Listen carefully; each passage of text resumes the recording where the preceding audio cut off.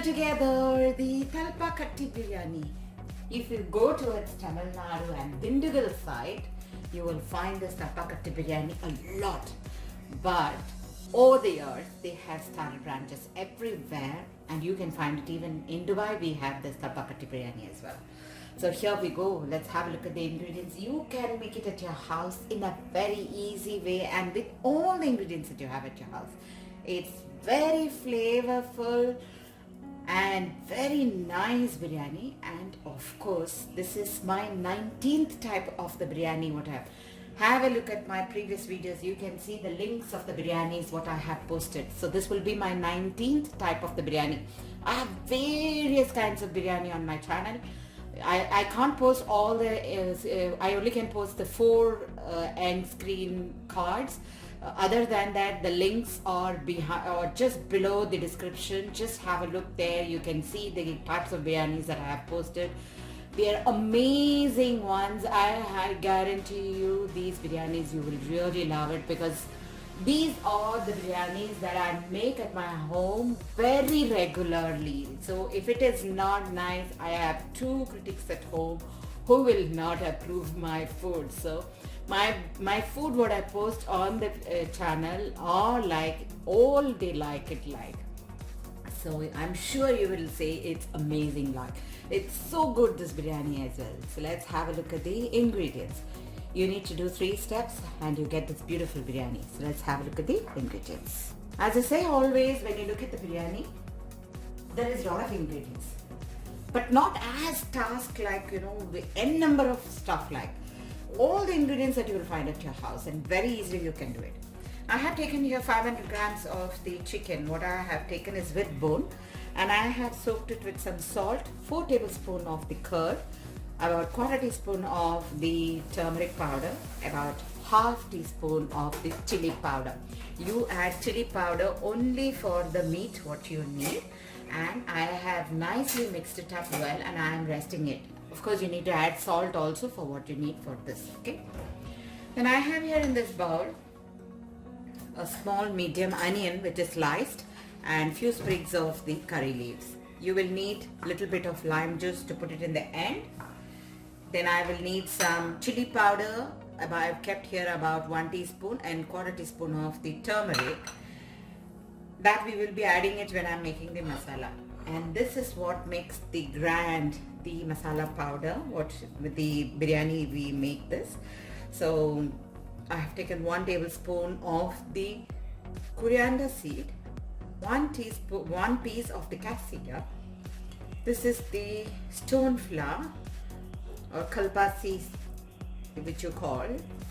I've taken like small like this pieces. You can take 2 pieces like that. 1 piece of the cardamom, the black cardamom, 2 pieces of the green cardamom.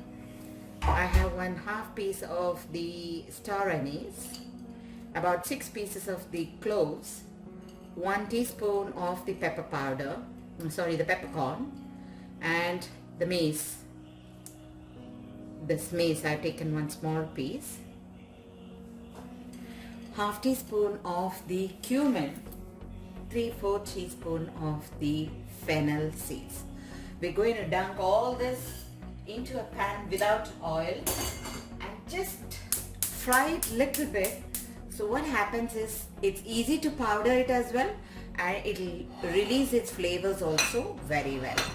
Now I have another plate which we have to grind. 1/2 cup of the shallots, the small onions.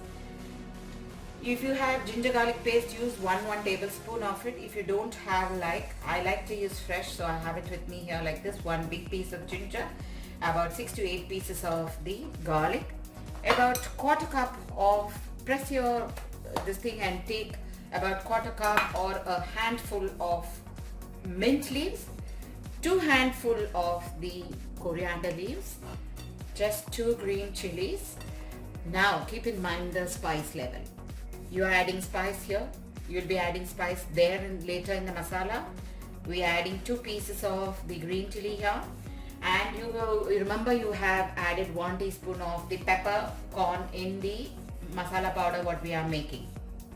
In all, you have, if you feel you after seeing this recipe, if you feel your house you take very mild spice, you have to keep in mind the spice of the ginger and garlic also, right? They also have a kind of a pungent taste.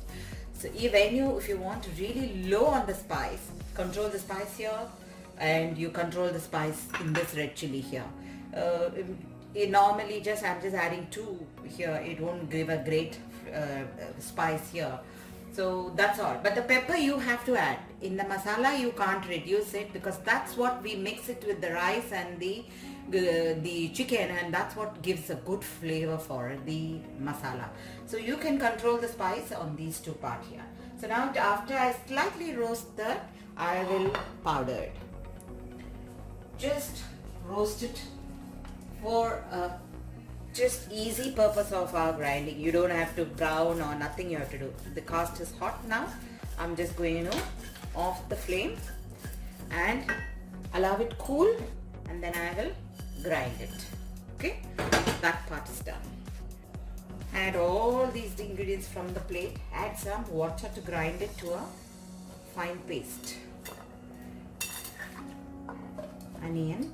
We're using 2 cups of the jeera gashala rice, or the jeera chamba rice, whatever you call it as. That has been soaked in water for the last 30 minutes. I have drained it and kept here. So now I'll be making the biryani. I'll be adding it. Now I've used this jeera chamba, or it is called as the short grain rice. This rice has its own flavor, so it also makes the biryani more tasty. Also, if you notice one thing, we are not adding any kind of tomatoes into this biryani. The entire sour level is from the curd and the lime what we squeeze in the end. So that's you have to keep in mind. I'm just adding 3 pieces of the egg to boil for garnishing. I'm going to powder this masala as well in the meanwhile. I'm going to add about 1/4 cup of the cooking oil. Now keep in mind, when you are making biryani, do not try and add coconut oil or rice bran oil. Such kind of oils you don't use. Don't use the flavoring oils. That's what I say, like olive oil. All that is not for this kind of a cooking. So now I've used a normal canola oil to it. Either if you like, you can use half and half, like you can use ghee and oil, or you make it completely with ghee. That is also acceptable. So let the oil get heated, and then we will start our process. I like in this biryani the more is that we've added the onion and the curry leaf. In this is that there is no spices like garam masalas and all those things which will come in your mouth when you are eating. The rice will be very flavorful from the powders that we are using, and the curry leaves and such kind of things only there. If you want to throw it, you can throw it. But some people like me, I remember when we were small, my dad used to always say, eat curry leaves, will grow your hair, like, you know. So if you want to eat it, you can eat it, absolutely no problem. Otherwise, just take it and throw it. Other than that, I don't think so that you will find anything coming your way in the mouth, except the chicken pieces. Nice flavor of the curry leaves and the onion getting roasted. Now time to add in our green paste that we have made. That is the coriander, garlic. Don't throw the masala which is left out in this. We can add some water and use it in the last. Okay. Nicely mix it well till the raw smell goes. As the raw smell goes, then we will be adding into this the chicken pieces. The marinated chicken pieces. Give the chicken a good mix.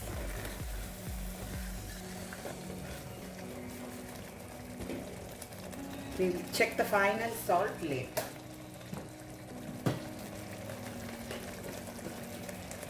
Keep the powdered masala ready here. I'm going to add the entire powder masala what I have made. Along with that, I'm going to add in the chili powder and the turmeric powder I have kept.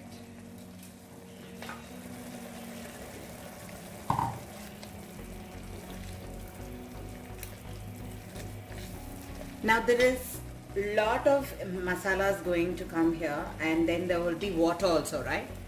So For the beginners who find very difficulty to measure how much water you need to add for your rice will be very tough. So what you do is, after you cook the chicken now, 3/4 when the chicken is done, remove the chicken from the masala, keep the chicken outside and measure the liquid. And then you add 1 3/4 cup measurements. That means for 1 cup of rice, 1 3/4 cup of the water. That includes even this masala water. So if, for example, if you're getting 1 cup of the masala, then you'll add only 3/4 cup of the water. Like that, now I have 2 cups of rice, right? So I should add 1 3/4 cup twice.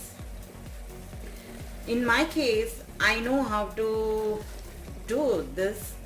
So I will be straight going with 1 1/4 cup of water. And in the end, when I am making the rice, I feel I want more water, then I will add up more water then. I'll be doing that way. So for the beginners who find very difficulty, then you have to just take out all this out. As I said, do it that way, okay? The rice is soaked also very well. So what happens is it won't absorb more water. The flavor of the sauce is like too good. Now add 2 1/2 cup of the water.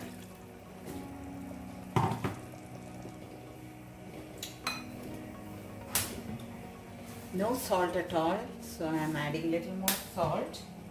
I am adding half of the lime juice and going to wait for 1 boil to come. 2 cups of the jeera masala rice.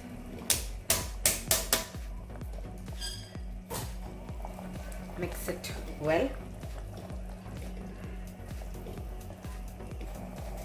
So move it to the smaller stove. Let's wait for about 15 to 20 minutes. Then see, the rice should be done. Now the rice is at the lowest of the stove. I'm going to keep it. Let me show you one more time. See? It's boiling so slowly. Let it get cooked. You can add 2 tablespoons of the ghee also in between, okay? And then close it and keep. I'm just checking if anything is getting burned down. Just going to see if the rice is having enough water or no. Wow, that's got enough water. The rice will get cooked in this. Just giving it a good mix. Allowing the rice to get